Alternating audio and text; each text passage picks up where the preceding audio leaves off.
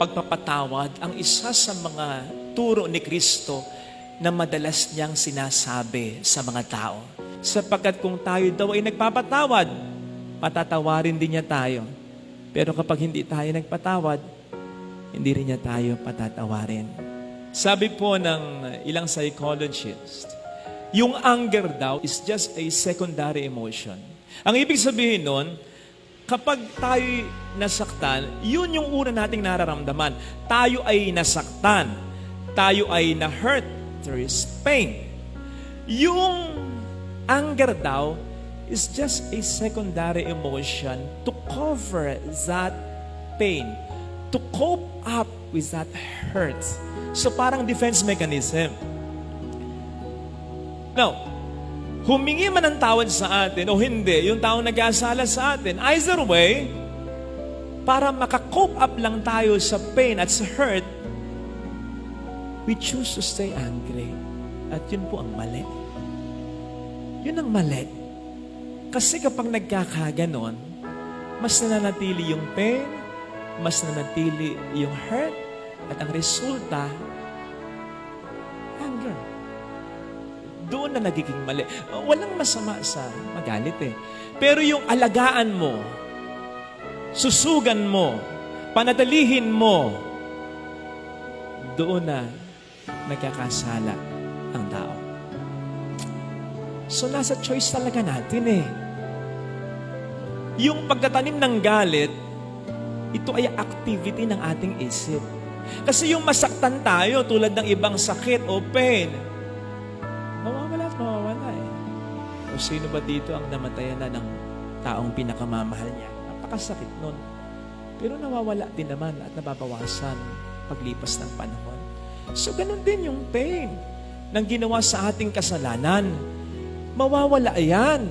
Or at least, kahit pa paano mababawasan o gagaan. Pero kapag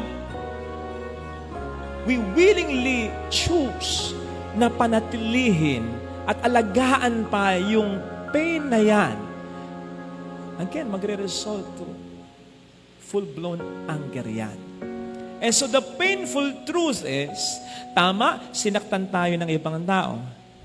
Pero ang patuloy na sumasakit at nananakit sa ating sarili ay tayo mismo. Sabi nga, the first victim of unforgiveness is not the one needing or asking forgiveness, but we who refuse forgiveness. Kaya po kapag sinasabi ng Panginoon na tayo magpatawad, wag po nating iisipin that He is being inconsiderate on His part. Ang totoo, iniisip ng Panginoon ang ating kapakanan sapagkat ayaw niyang mamatay tayo sa ating sariling lason. And that is true. Kasi ang pagtatanim ng galit ay parang paghahanda, pagtitimpla ng lason na gusto nating ipainom sa kasala sa atin. Pero alam nating mali eh. May takot din naman tayo sa Panginoon eh. So hindi natin ipaiinom. Pero imbis na ating itapon, tayong umiinom. O di ba katangahan yon?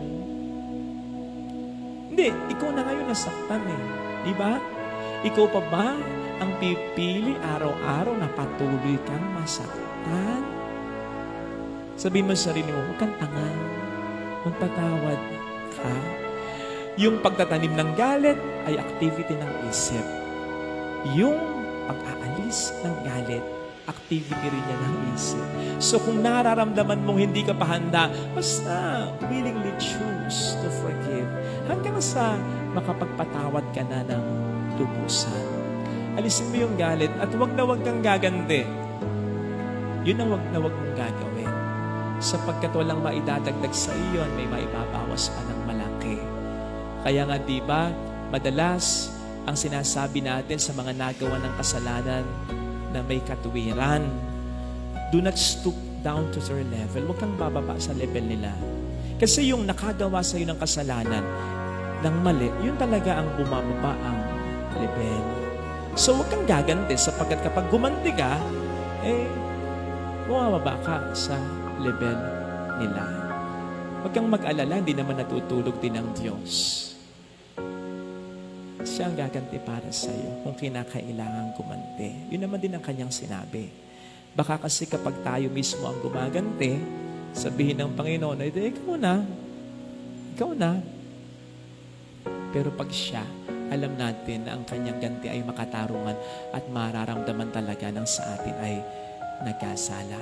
Sabi ng Panginoon, ibababa niya ang mga nagmamataas. Ito yung mga gumagawa sa atin ng pagkakasala, lalong-lalo na yung mga hindi humihingi ng tawad. At itataas sa yung mga nagpapakumbaba. At ito, yung kahit may katuwiran ka, kahit nasa tama ka, hindi ka gaganti at pipiliin mo pa rin magpatawad. Yes, kung kinakailangan ihabla, kung kinakailangan idemanda mo, ihabla mo. Pero wag mo gawin yung ikaw ay gumanti. Alisin mo yung galit sa puso mo. At kapag nagkaganon, tataas ka sa mata ng iba, lalong-lalo na sa mata ng Panginoon. Kasi mas natutulad ka sa Kanya. Siya naman ang may sabi nun na kapag tayo'y nagpapatawad, tayo'y mas nagiging tunay na mga anak ng Diyos. Tayo ay mas nakakatulad ng Diyos. At kapag tayo nga po ay nagpapatawad, hindi lamang sa inaalis natin ang ating galit sa puso natin na siyang pwedeng mas magpahirap pa sa atin, kundi mas mararamdaman natin at mas nagkakaroon tayo ng karapatan na tumawag sa Diyos bilang Ama.